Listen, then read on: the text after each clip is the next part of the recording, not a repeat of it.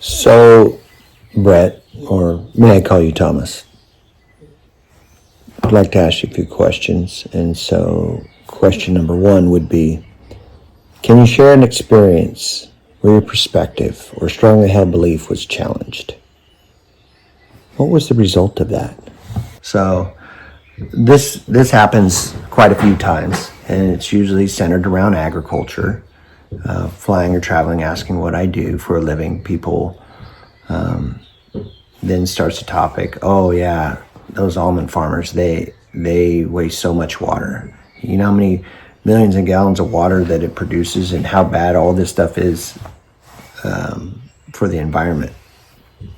And I try to share that the truth is actually the opposite of that. So if we look at an acre of almonds, can remove about 18 metric tons of carbon per year, per acre. Multiply that out times 1.6 million acres, you're going to get around 30 million acres. 29 million metric tons of carbon captured per year. Per year. 29 million tons. It's like taking 25 million cars off the road per year. They support pollinators, no-till, all of these things to educate. They don't waste water, they pay for every drop. They pay for water that they don't even get. So it's a challenge sometimes to do that and provide truth. And I would say that most people are receptive to hearing that. Oh, I had no idea. Well, what about chemicals? Well, I only buy organic because they don't spray. Well, that's not true either. Organic farmers do spray. A lot of times they spray more than others because they don't have the opportunity, or their chemicals may not last as long. And so don't buy something that's organic because you think that it hasn't been sprayed. It has in fact been sprayed with pesticides, and actually 80% of the registered pesticides are organic pesticides. So there's all these things in this misnotion about what it takes to produce our food, or monocropping. Oh, that's bad, we can't do that. No, monocropping isn't bad. It's good for the environment, or it's good for efficiencies. Different guys on this block, we can grow these, on this block we can grow these. When we plant trees and things of that nature, we don't get the chance to rotate it. It's a long-term investment. And so it takes time, it takes patience, it takes efficiencies, it takes a lot of stuff to make this happen. And labor laws, they affect things and make farmers become more innovative. But at the end of the day, where stuff gets challenged a lot is that farmers are good or bad for the environment. And the result, more times than not, when we have those discussions, and I share that perspective, that we are environmentalists, that we are planting forests, they went, wow, I had no idea. They never thought about it that way. And that's the biggest thing, is getting our message out there and trying to do that as much as possible.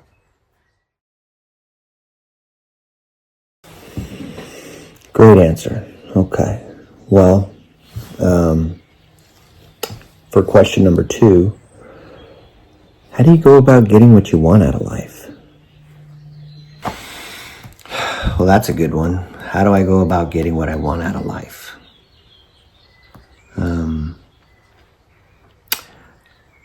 Perspective. If you have the right perspective, you can achieve just about anything that you want. You can get whatever you want. What do you want out of life? Those things change everything. And if you have the right perspective on what it takes to get it done, to get it accomplished, to mentor somebody else, to be mentored, you got to have the right perspective. Am I willing to learn? Am I afraid to learn? Do I think that I know everything? Have I got it all figured out? Anybody who says yes is lying or full of themselves. But for me, I would say perspective, and that perspective can change over time.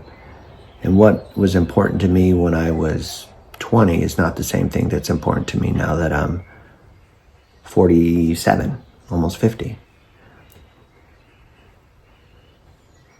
I evaluate what needs to happen. I evaluate what my goal is. And I think it's important to set a goal, because failing to plan is planning to fail. We've all heard that. But the older I get, the more that I understand that. The other thing that I realize is that time, doesn't matter how much money you have, you can't buy more time. There's a finite amount of time. Each and every one of us is withdrawing against a bank account that we don't know the balance of. I don't know if I'm going to wake up tomorrow. You don't either. I make an assumption, I assume, being in reasonable health, that I should wake up tomorrow, but it's not promised. So perspective is what I would say, how I get what I want out of life. And putting things in order of priority also matters. Hanging out with my buddies doesn't carry the same weight today as it did 20 years ago when I was single. As a husband and a father, as a member of this community, I want to try to leave it a better place. And so for my children, for my grandchildren, for my neighbors, for our country, it's all about perspective and what is important to you and what you hold important versus what I hold important. And seeking to understand, well, why do you think that way? Why do I think this way? What influenced my decision? What influenced your decision? Everything centers around perspective. And the more we realize that, I think the more we can achieve and get the things that we want out of life, which for me is spending time with my family. I got the greatest job in the world. I get paid to do business with my friends, and we do things together as a community in ag, and I'm very grateful for that. So, I would say definitely perspective. Perspective is how I get what I want out of life. Wow, that answer showed a lot of insight. Definitely appreciate you sharing that story. Has there ever been a time when you've helped someone, a group, see something differently? What do you remember most about that experience? Has there ever been a time when you helped someone or a group see something differently? What do you remember most about that experience?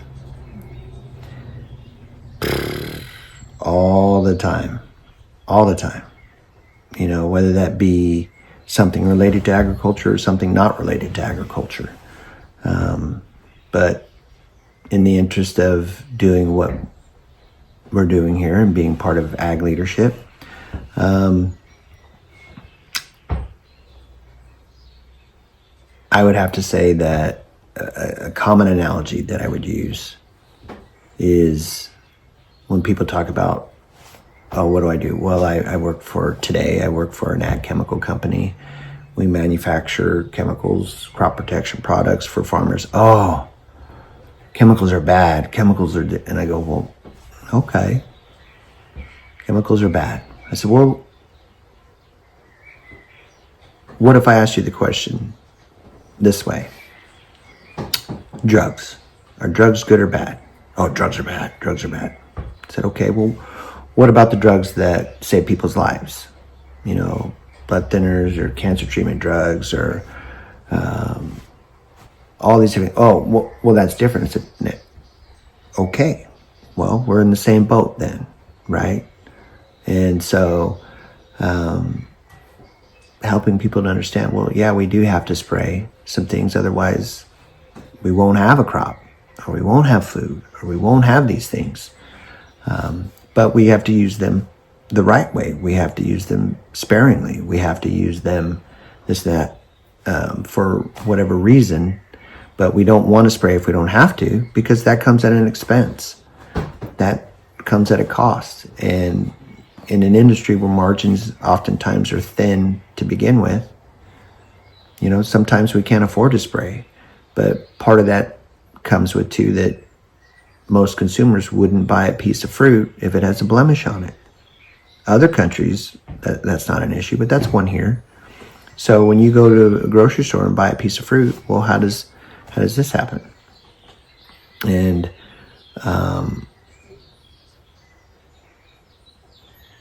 we have to understand that some chemicals are good, some chemicals are bad.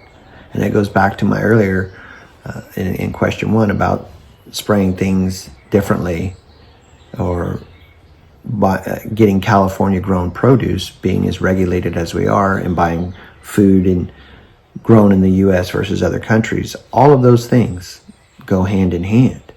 And the things that we know to be bad, the things that aren't good for the environment, aren't good for people, all of that stuff, we make sure that we follow those things here. But once you leave here, the same rules don't apply. I mean, I've seen it firsthand, and things that I know that have been banned for decades. And I started to ask, where did you even get? And then I realized, hey, I didn't need to be a statistic today, but just drugs, chemicals. Drugs are bad, not the ones that save lives. In the case of this, not the ones that protect our food. And letting people know that, if anything, during COVID, they should have understood and realized the importance of having stuff done here and having our food grown and produced here, because there's no amount of money that you can throw at it that makes a tree grow faster. If it takes 4 or 5 years to come into production, no amount of money changes that. It's time. And so building for the future matters.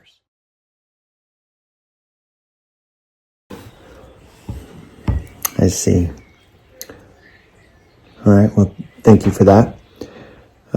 Could you share an example of a time you felt your perspective didn't land with others, or wasn't understood in the way that you had hoped? Once you acknowledge this, what happened?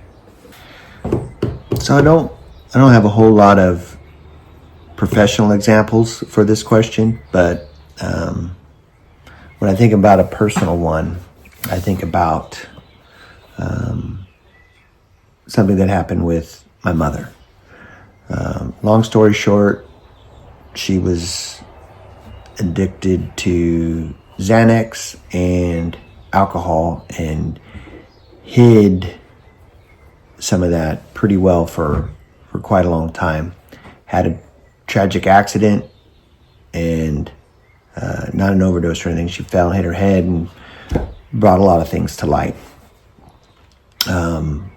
The summation of that would be that she should never drink alcohol again. And because if she continued to drink, that she would know her own name in 6 months. And so they were able to get her sober, largely due to the fact that she spent three months in the hospital with half her skull missing. Anyway, she gets released, and she wants a drink. She wants a drink. She wants a drink, and keeps asking the doctor, hey, can I have a drink? Have a drink. And I would think that would be a good indicator that she's an addict and shouldn't be drinking. Eventually, the doctor gives in, and I asked my stepdad, I said, what do you mean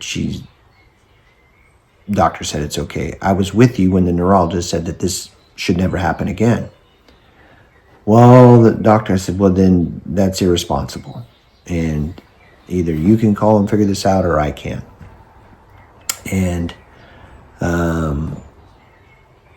anyway, she has another episode, something happens. She ends up back in the hospital, and we have another conversation about it. And it was really difficult because she's an addict. And then my stepdad was able to get her off of alcohol and exchanging it for marijuana, which I don't get anything against marijuana, but I do have issues with an addict having access to stuff that is a problem for them.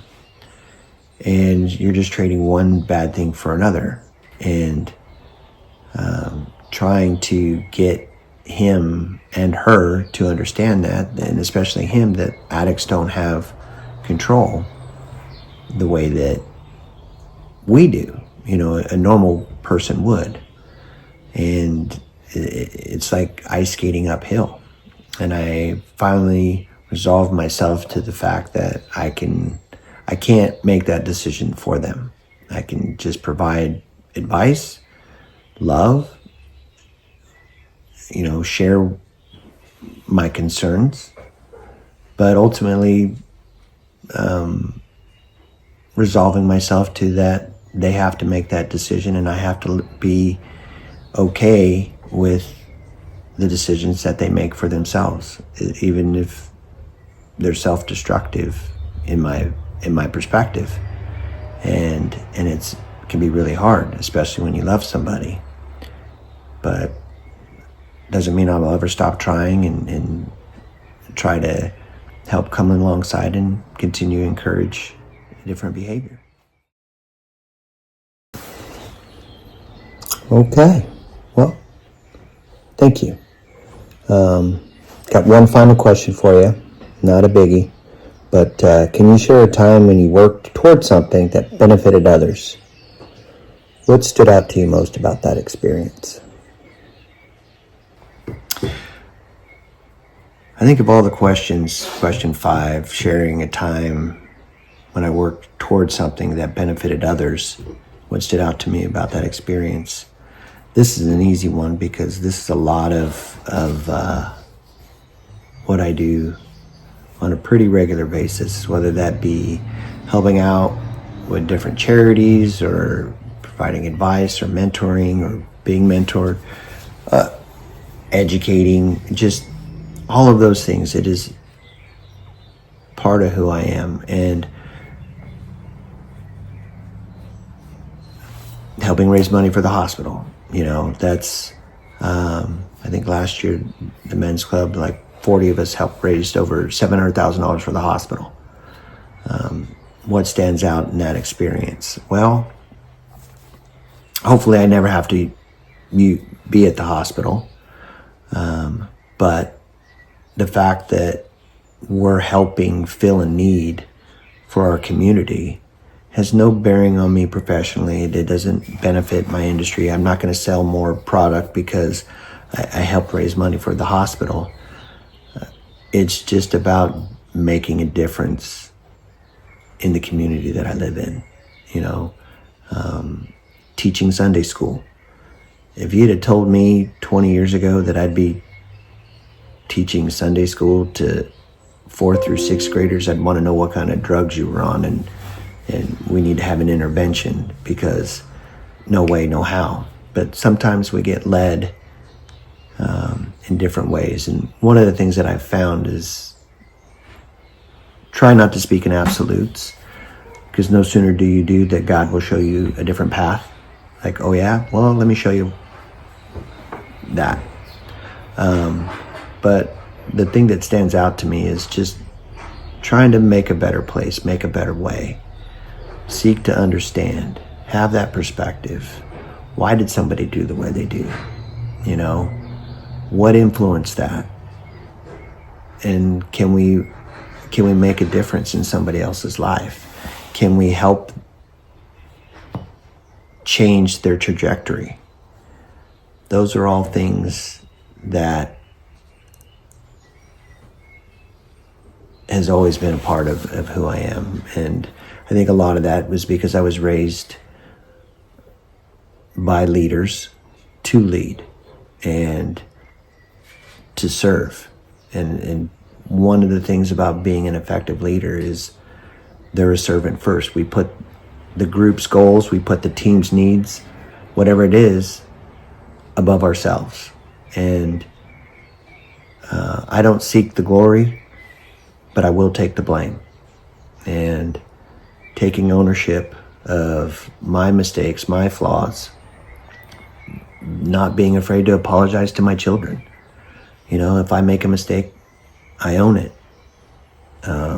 If they do, I encourage them to do the same and grow from it. And so working towards making our communities better, one community at a time, really has a lasting impact. Not just for our kids, but our neighbors, our friends, and people that we'll never meet.